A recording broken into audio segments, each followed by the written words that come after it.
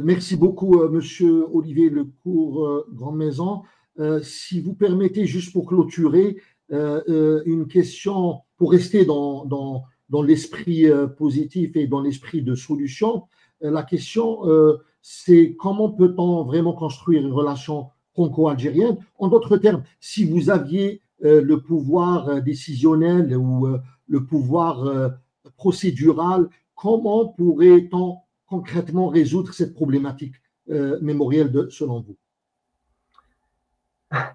Vous allez m'obliger à utiliser une anaphore célèbre qui a été celle de François Hollande au cours d'un débat télévisé bien connu. Moi, président. Alors, je ne serai évidemment jamais président, je n'ai pas l'ambition de l'être d'ailleurs, mais Peut-être conseiller, pardon?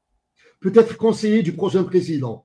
Oui, ça dépend qui il sera, à condition que mon indépendance soit totalement garantie. En tout cas, moi, président, je me saisirai du 80e anniversaire des massacres de Sétif et Guelma pour faire une déclaration générale, non pas seulement sur les crimes de guerre et les crimes contre l'humanité commis au cours de la colonisation de l'Algérie jusqu'au 19 mars 1962. J'inclurai dans cette déclaration générale une reconnaissance générale des crimes commis au cours de la période coloniale, rappelé comme cela a été fait par un certain nombre de chefs d'État. J'ajouterai à cela que, et au-delà de la reconnaissance, que j'engagerai la France à restituer un certain nombre de biens, et le maximum de biens culturels, religieux, qui ont été pillés par la France métropolitaine au sein de son empire. Et je m'engagerai à créer en France un musée de la colonisation.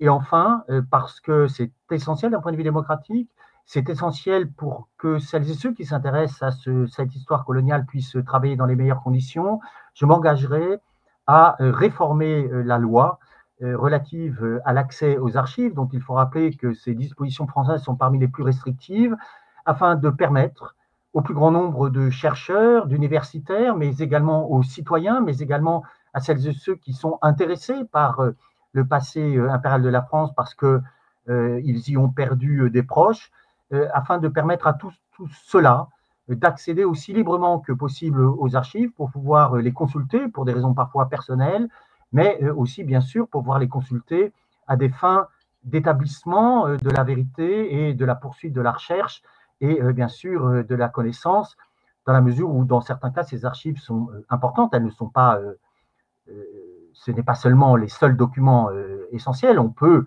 évidemment, et beaucoup de choses ont été écrites sans forcément consulter les archives, mais il est clair qu'il y a là un enjeu qui est à la fois un enjeu démocratique et bien sûr aussi un enjeu de connaissances permettant d'accéder autant que possible à des connaissances aussi précises et complètes que possible, justement du passé colonial.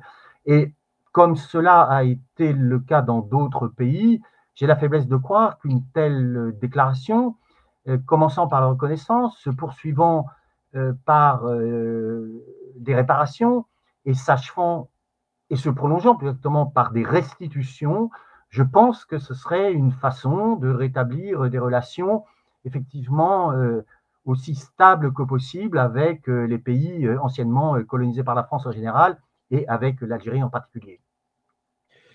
Voilà, merci beaucoup, Monsieur Olivier Lecourt, Grand Maison. Pour moi, c'était vraiment instructif. Je vous remercie énormément pour le temps que nous avez accordé. J'espère vous avoir en d'autres occasions, quand cela est possible, et j'espère que vous aussi, vous avez aimé. Merci à vous et merci pour cette invitation et à bientôt en effet peut-être.